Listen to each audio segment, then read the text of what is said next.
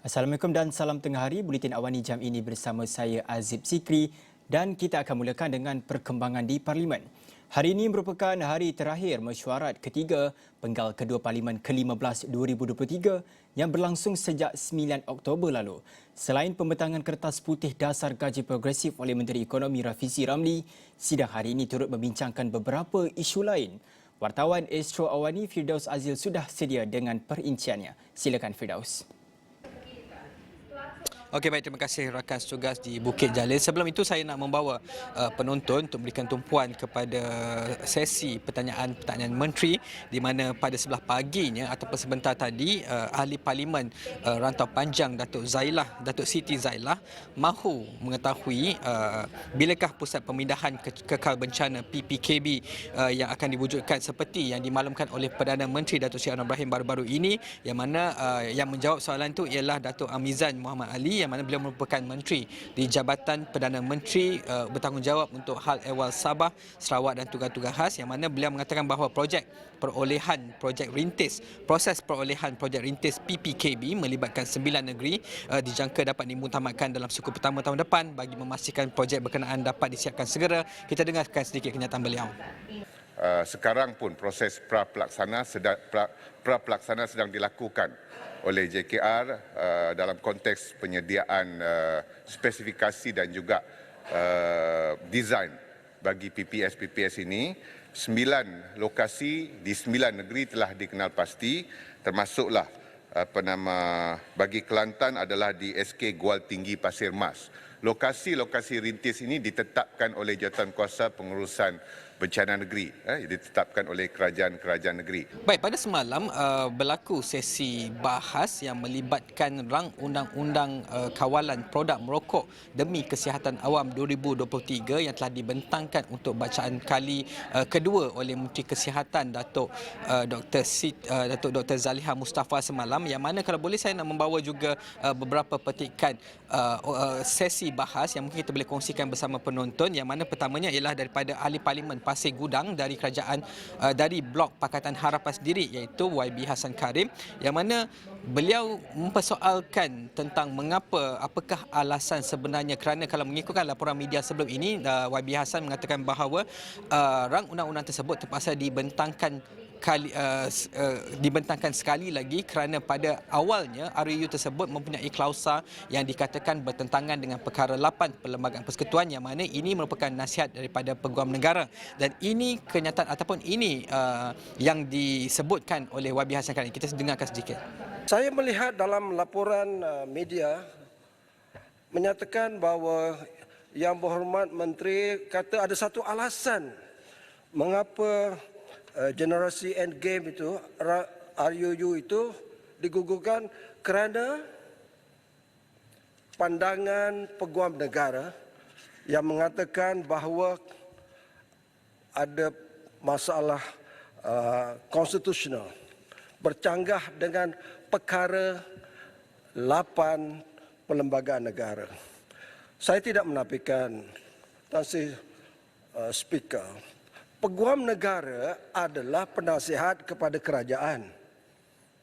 Tetapi yang buat undang-undang bukan Peguam Negara. Yang buat undang ahli Parlimen. Kita ini lawmakers, bukan semuanya lawyer. Kita ada ustaz, kita ada bankers, kita ada accountant. Jadi ini Parlimen ini, iaitu inilah rakyat, wakil rakyat ini dari berbagai background untuk bahas perkara ini. Sementara itu, bekas Menteri Kanan sewaktu era Kerajaan Perikatan Nasional yang kini merupakan ahli Parlimen Putrajaya, Datuk Dr. Muhammad Razif Majidin, juga mempersoalkan sepatutnya Peguam Negara hanya bersifat ataupun berperanan sebagai penasihat kepada kerajaan, yang mana perkara ini sekiranya benar-benar bercanggah dengan perkara 8 Perlembagaan Persekutuan masih boleh dicabar di mahkamah. Ini yang disebutkan oleh Datuk Razif Majidin. Ada perkara-perkara yang agak sensitif, pejabat Peguam Negara akan nasihatkan jemaah menteri bahawa ada kemungkinan untuk perkara ini dicabar. Tetapi itu terpulang pada kerajaan. Kerajaan perlu ada political will. Kerajaan perlu ada keperluan untuk membuat perubahan. Dan sebab itu, kalau kita lihat, hatta lompat parti pun boleh dicabar di mahkamah. So nothing new. Apa yang penting adalah political will kerajaan.